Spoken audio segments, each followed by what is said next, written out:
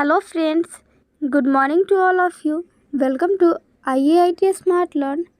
आज मैं आपको क्लास 10th केमिस्ट्री का मोस्ट VVI सब्जेक्टिव कंप्लीट कराने जा रही हूँ। अगर आप इसे याद कर लेते हैं तो एग्ज़ाम में बहुत ही अच्छा मार्क्स ला सकते हैं।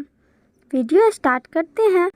इससे पहले अगर आपने अभी तक हमारे चैनल को सब्सक्राइब नहीं किया है तो चैनल को सब्सक्राइब कर लें। चैप्टर का नाम है धातु और अधातु। पहला सवाल है, शुद्धता के आधार पर धातु कितने प्रकार के होते हैं? उत्तर है, शुद्धता के आधार पर धातु 2 प्रकार के होते हैं। पहला शुद्ध पदार्थ, दूसरा अशुद्ध पदार्थ।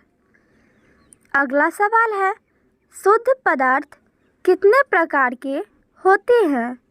उत्तर है, शुद्ध पदार्थ 2 प्रकार के होते हैं।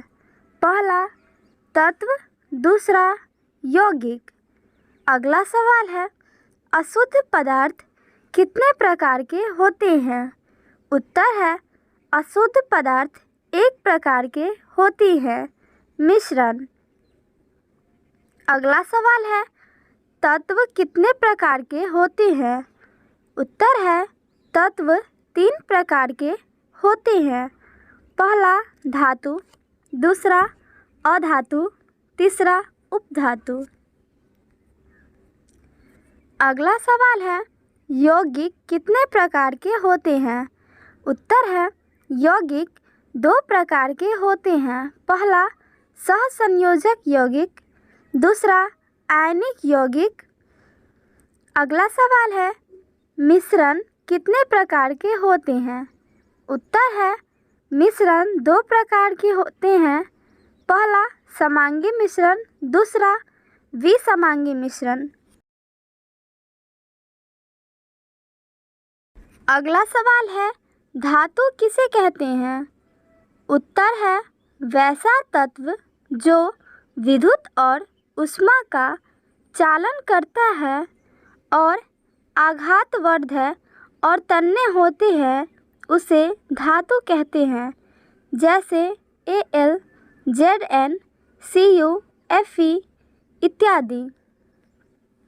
अगला सवाल है, धातु के भौतिक गुण को लिखें। उत्तर है, धातु के भौतिक गुण निम्नलिखित है।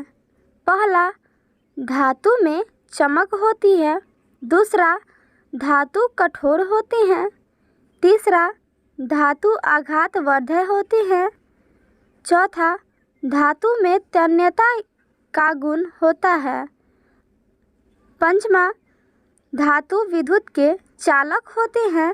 छठा, धातु का गलनांक उच्च होता है।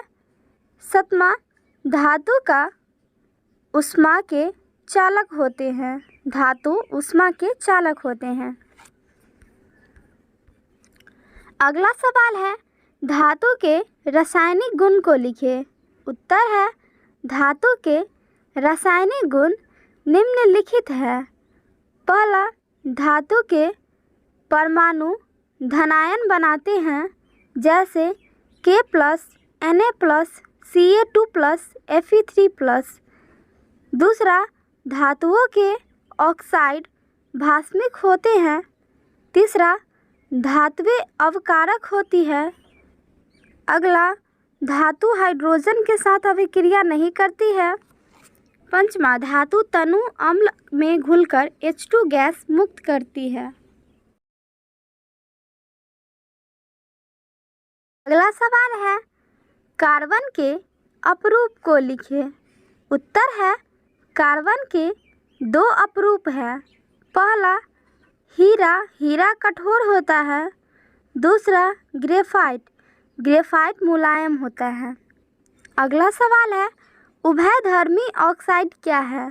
उत्तर है, वैसा धातु जो अम्लीय और क्षारीय दोनों होते हैं, उसे उभयधर्मी ऑक्साइड कहते हैं। जैसे Al2O3, ZnO। अगला सवाल है, अधातु किसे कहते हैं? उत्तर है, वैसा तत्व जो ऊष्मा और विद्युत का चालन नहीं करता है उसे अधातु कहते हैं।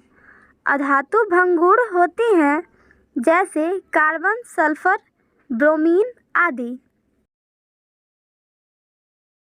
अगला सवाल है अधातुओं के भौतिक गुण को लिखें। उत्तर है अधातु के भौतिक गुण निम्नलिखित है। पहला, अधातु चमकदार नहीं होते हैं। दूसरा, अधातु भंगुर होते हैं। तीसरा, अधातु विद्युत और ऊष्मा के कुचालक होते हैं। चौथा, अधातु प्रायः ठोस और गैस होते हैं। पांचवा, अधातु का घनत्व निम्न होता है। छठा, अधातु प्रायः विद्युत ऋणात्मक होते हैं। अगला सवाल है अधातु के रासायनिक गुण लिखें। उत्तर है अधातु के रासायनिक गुण निम्नलिखित है। पहला, अधातु के परमाणु ऋणायन बनाते हैं जैसे Cl-, Br-, H2-। दूसरा, अधातु के ऑक्साइड अम्लीय होते हैं। तीसरा, अधातु ऑक्सीकारक होते हैं। चौथा, अधातु जल से अभिक्रिया नहीं करते हैं। पांचवा, अधातु तनु अम्लों से अभिक्रिया नहीं करते हैं। अगला सवाल है द्रव अधातु कौन है? उत्तर है ब्रोमीन। अगला सवाल है कुछ ठोस अधातुओं के नाम लिखें। उत्तर है कार्बन, गंधक, फास्फोरस, आयोडीन आदि। अगला सवाल है कुछ गैसीय अवस्था में पाए जाने वाले अधातुओं के नाम लिखें।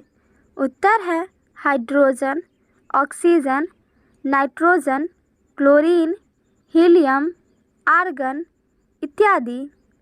अगला सवाल है भौतिक गुण के आधार पर धातु और अधातु में अंतर लिखें। उत्तर है भौतिक गुण के आधार पर धातु और अधातु में निम्नलिखित अंतर है। पहला, धातु में चमक होती है। अधातु में चमक नहीं होती है। धातु कठोर होते हैं। अधातु भंगुर होते हैं। धातु आघातवर्धक होते हैं। अधातु आघातवर्धक नहीं होते हैं। धातु में तन्यता का गुण होता है। अधातु में तन्यता का गुण नहीं होता है। धातु विद्युत के चालक होते हैं। अधातु विद्युत के कुचालक होते हैं। धातु का गलनांक उच्च होता है। अधातु का गलनांक निम्न होता है। धातु ऊष्मा के चालक होते हैं। अधातु ऊष्मा के चालक नहीं होते हैं। अगला सवाल है रासायनिक गुण के आधार पर धातु और अधातु में अंतर लिखें। उत्तर है रासायनिक गुण के आधार पर धातु और अधातु में निम्नलिखित अंतर है। पहला, धातु के परमाणु धनायन बनाते हैं। अधातु के परमाणु ऋणायन बनाते हैं। धातु के ऑक्साइड भास्मिक होते हैं। अधातु के ऑक्साइड अम्लीय होते हैं। धातुएं अवकारक होती है। अधातु ऑक्सीकारक होती है। धातु हाइड्रोजन से अभिक्रिया नहीं करती है। अधातु जल से अभिक्रिया नहीं करती है। धातु तनु अम्ल में घुलकर H2 गैस मुक्त करती है। अधातु तनु अम्ल से अभिक्रिया नहीं करती है। अगला सवाल है आयन किसे कहते हैं? उत्तर है जब परमाणु इलेक्ट्रॉन लेता है या देता है तो वह अवशोषित हो जाता है, उसे आयन कहते हैं। अगला सवाल है आयन कितने प्रकार के होते हैं? उत्तर है आयन 2 प्रकार के होते हैं।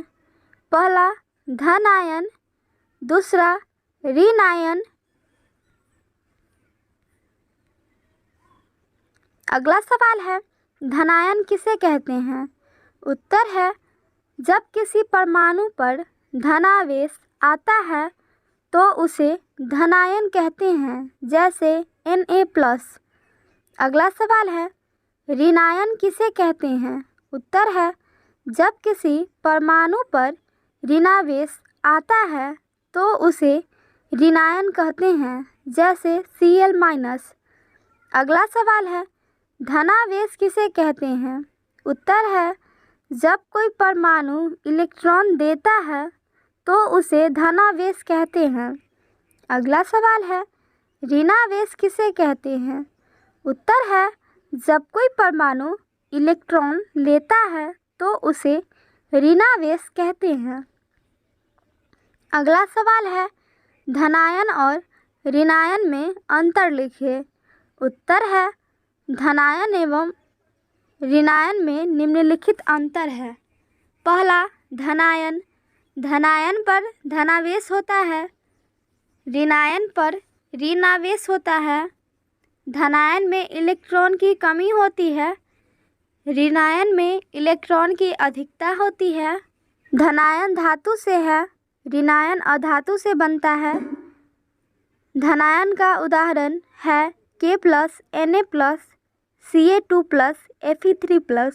ऋणायन का उदाहरण है Cl-, H2-, Br-। अगला सवाल है, विद्युत धनात्मक किसे कहते हैं? उत्तर है, जब कोई धातु इलेक्ट्रॉन त्याग कर धनायन में बदलता है तो उसे विद्युत धनात्मकता कहते हैं। आवर्त सारणी में पहले वर्ग के सभी धातु सबसे अधिक विद्युत धनात्मक होते हैं और निचले वर्ग के धातु सबसे कम विद्युत धनात्मक होते हैं। अगला सवाल है, रासायनिक बंध किसे कहते हैं? उत्तर है, दो या दो से अधिक तत्व जिस बंध द्वारा जुड़कर नए यौगिक बनाते हैं उसे रासायनिक बंध कहते हैं। अगला सवाल है, रासायनिक बंध कितने प्रकार के होते हैं? उत्तर है, रासायनिक बंध दो प्रकार के होते हैं। पहला, आयनिक बंध या वैद्युत संयोजक, दूसरा सहसंयोजक बंध। अगला सवाल है, आयनिक बंध किसे कहते हैं? उत्तर है, जब धातु और अधातु अभिक्रिया करके यौगिक बनाते हैं तो उसे आयनिक बंध या वैद्युत संयोजक बंध कहते हैं। अगला सवाल है, आयनिक यौगिकों के गुणधर्म लिखें। उत्तर है, आयनिक यौगिकों के निम्नलिखित गुण हैं। पहला, आयनिक यौगिक विद्युत के चालक होते हैं। दूसरा, आयनिक यौगिक का गलनांक और क्वथनांक उच्च होता है। तीसरा, आयनिक यौगिक जल में घुलनशील होते हैं। चौथा, आयनिक यौगिक में आकर्षण बल काफ़ी मजबूत होता है। अगला सवाल है, नमक का विलयन विद्युत का सुचालक होता है लेकिन चीनी का विलयन नहीं, क्यों? उत्तर है, नमक को जल में डालने पर वह आयन के रूप में नहीं टूटता है, इसलिए नमक का विलयन विद्युत का सुचालक होता है।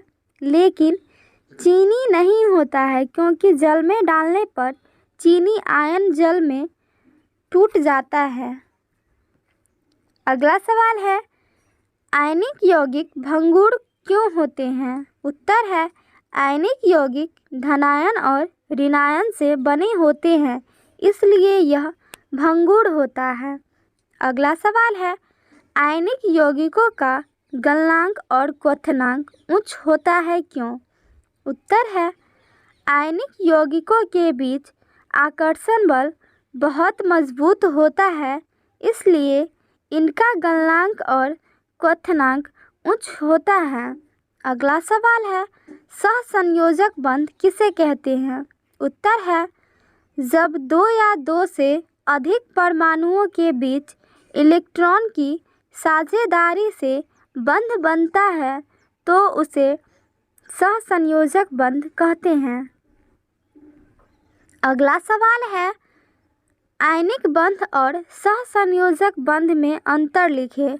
उत्तर है, आयनिक बंध और सहसंयोजक बंध में निम्नलिखित अंतर है।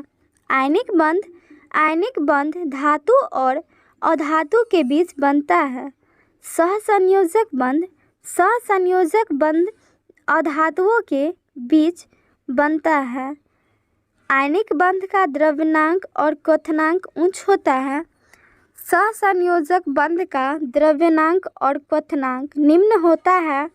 आयनिक बंध जल में विलय होते हैं।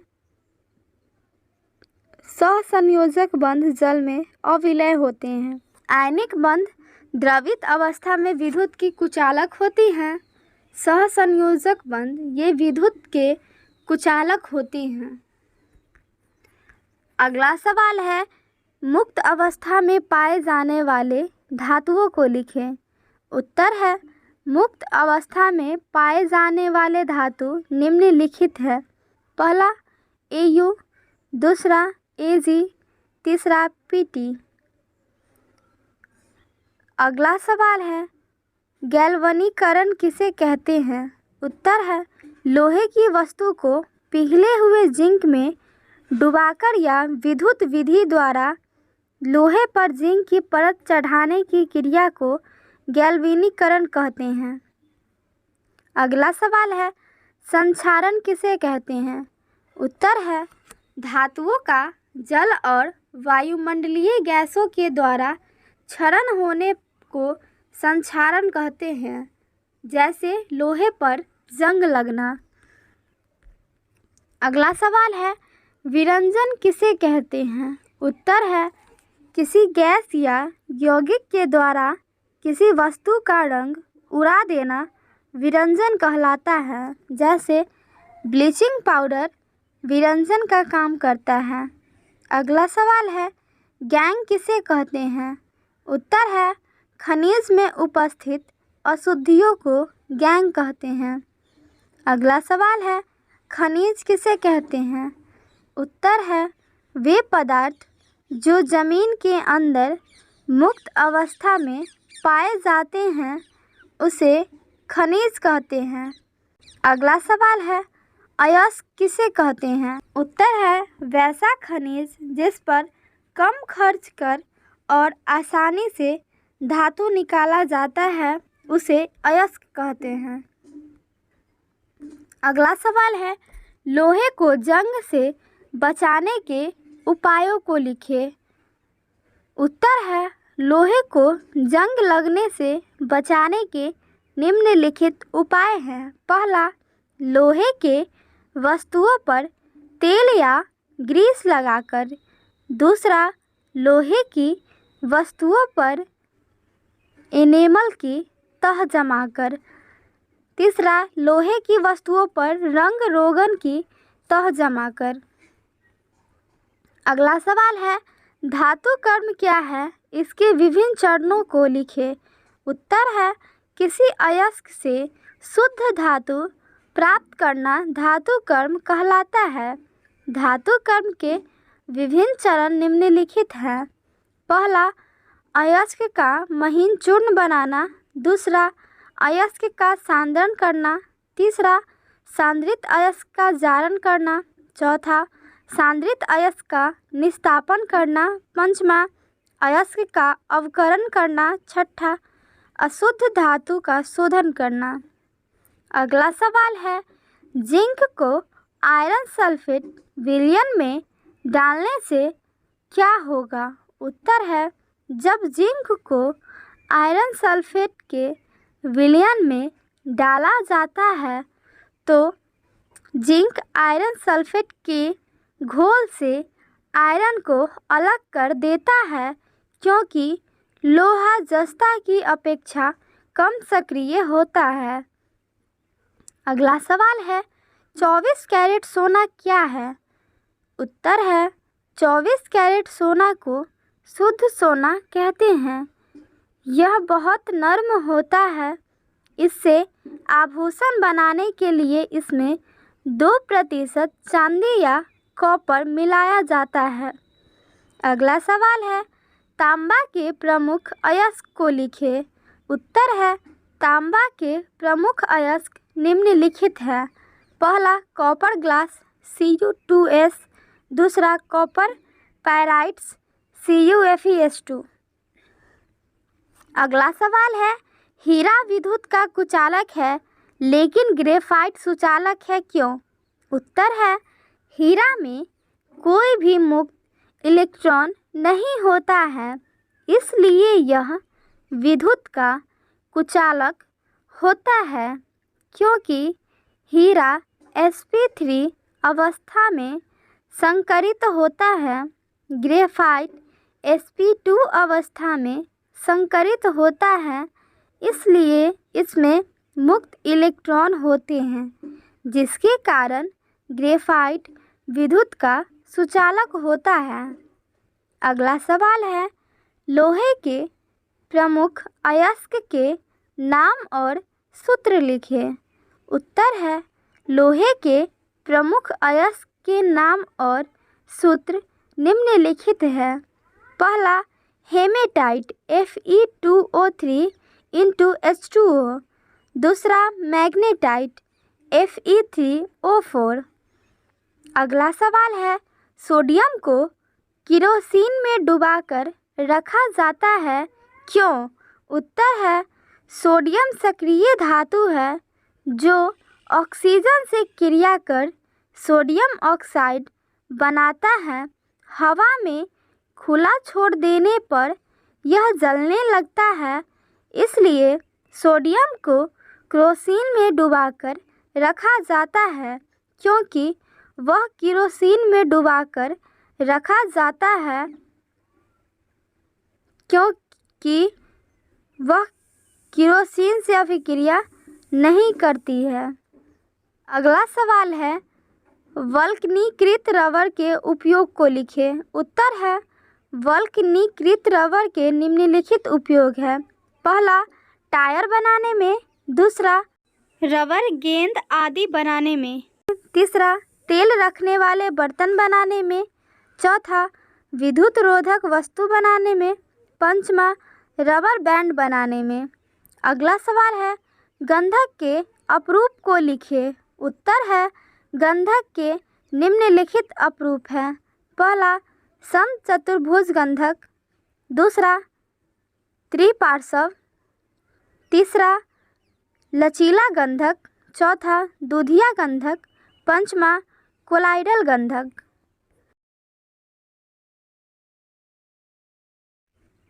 इस तरह से मैंने आपको क्लास 10th केमिस्ट्री का सब्जेक्टिव चैप्टर 3 का कंप्लीट करा दी हूँ। अगर आप इसे याद कर लेते हैं तो एग्ज़ाम में बहुत ही अच्छा मार्क्स ला सकते हैं। तो आप इस वीडियो को पूरा ज़रूर देखिएगा।